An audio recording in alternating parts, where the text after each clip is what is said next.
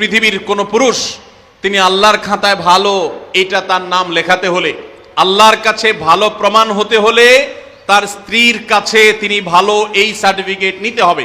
Certificate নেওয়া বলতে কাগজে সার্টিফিকেট না, যে ব্যক্তি তার আচার আচরণ দ্বারায়, তার কর্মকাণ্ড দ্বারায়, তার উত্তম ব্যবহার দ্বারায়, তার সুন্দর আখলাক দ্বারায় তার স্ত্রীকে এতটা সন্তুষ্ট করতে পেরেছে যে স্ত্রী মন থেকে তার স্বামীকে ভালো মানুষ হিসেবে জানে, এই সার্টিফিকেট, এই সাক্ষ্য স্ত্রীর কাছ থেকে এই মূল্যায়ন পাওয়ার আগ পর্যন্ত মানুষ আল্লাহর কাছে শ্রেষ্ঠ হয় না।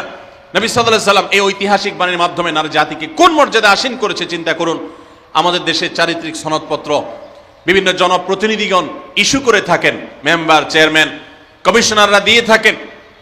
এর ফলে তাদের একটা মর্যাদা বোঝা যায় যে তারা সাধারণ নাগরিকের, সাধারণ মানুষের, সর্বস্তরের মানুষের চারিত্রিক সনদপত্র ইস্যু করে থাকে।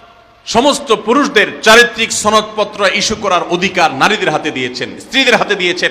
স্ত্রী যদি বলে যে আমার স্বামী, তার আচার আচরণ, ব্যবহার, তার কর্মকাণ্ড সবকিছু মিলিয়ে তিনি একজন ভালো মানুষ, এটি আমি বলতে পারি, এটা যদি মন থেকে কোনো নারী তার স্বামী সম্পর্কে সাক্ষ্য দেন, তাহলে আল্লাহর কাছে তিনি অত্যন্ত মর্যাদাবান মানুষ হিসেবে প্রমাণিত হন। সম্মানিত উপস্থিতি, এখান থেকে মায়ের জাতি, নারী জাতির প্রতি ইসলাম যে মর্যাদা দিয়েছে সেটা দিনের আলোর মতো পরিষ্কার হয়ে যায়। নবী করিম সাল্লাল্লাহু আলাইহি সাল্লাম আরো বলেছেন, ওয়া আনা খায়রুকুম লি আহলি, তোমরা প্রত্যেকটা পুরুষ তোমাদের স্ত্রীদের কাছে ভালো আচরণ করে যতটা ভালো হতে পেরেছো, নবী সাল্লাল্লাহু আলাইহি সাল্লাম তার নিজের কথা বলেছেন। 9 জন স্ত্রী থাকার পরেও তিনি তাদের সম্পর্কে তার নিজের বক্তব্য হলো যে আমি আমার সমস্ত স্ত্রীদের কাছে, তোমরা যতটা ভালো হতে পেরেছো স্ত্রীদের কাছে, আমি হলাম তোমাদের চাইতেও আমার স্ত্রীর কাছে বেশি ভালো। অর্থাৎ আমার স্ত্রীরা আমাকে ভালো বনে এত বেশি জানে যেটা তোমাদেরকে তোমাদের স্ত্রীরা জানা। কত বেশি উত্তম আচরণ করলে নবী সাল্লাল্লাহু আলাইহি সাল্লাম এই আসনে আসীন হতে পেরেছেন। ভাইরা আমার, কতটা আস্থা থাকলে এভাবে বলা যায়।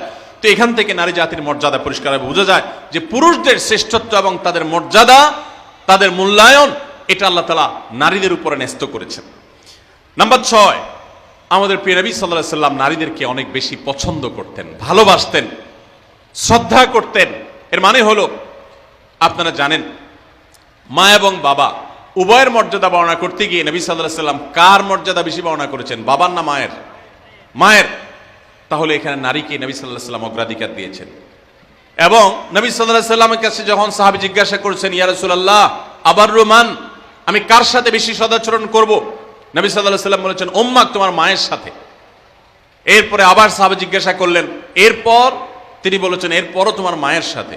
এরপর জিজ্ঞাসা করলেন আবারও সাহাবী, বুঝলাম, এরপর কার সাথে করব? নবী সাল্লাল্লাহু আলাইহি সাল্লাম বলেন, এবারও বলেন তোমার মায়ের সাথে।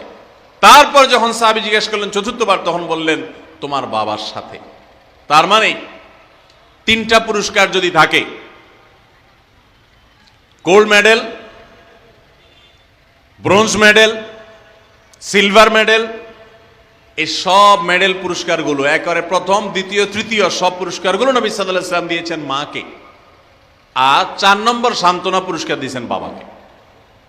তাহলে এখানে মায়ের মর্যাদা বেশি দেওয়া হয়েছে না বাবার মর্যাদা বেশি দেওয়া হয়েছে? দিনের আলোর মতো পরিষ্কার। একজন মুসলিম নারীর জন্য কি এটা আনন্দের বিষয় নয়? প্রিয় নবী সাল্লাল্লাহু আলাইহি সাল্লাম মেয়েদেরকে কতটা অগ্রাধিকার দিতেন দেখেন। তিনি বলেছেন, আমি মেয়েদেরকে বেশি ভালোবাসি। এর মানে মা এবং বাবার মধ্যে যখন কম্পেয়ার করা হয়, তুলনা করা হয়, তখন মাকে তিনি বেশি পছন্দ করতেন বাবার তুলনায়। এবং ভাই এবং বোনের মধ্যে যখন কম্পেয়ার করা হয়, তখন বোনের প্রতি বেশি।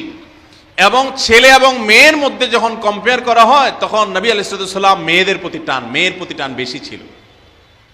এই ছিল নবী সাল্লাল্লাহু আলাইহি সাল্লামের মেয়ে জাতির প্রতি, নারী জাতির প্রতি, মাতৃজাতির প্রতি তার মহানুভবতা, তার ভালোবাসা, তার আন্তরিকতা, তার স্নেহ মমতা। তাদেরকে এতটা শ্রদ্ধা তিনি করতেন, এতটা সম্মান তিনি করতেন। আমরা অনেক পুরুষ আছি, আমাদের মা বোনদেরকে তুচ্ছতাচ্ছিল্য করে কথা বলি, তাদেরকে অপমান করে কথা বলি। আমাদের আল্লাহকে ভয় করা উচিত।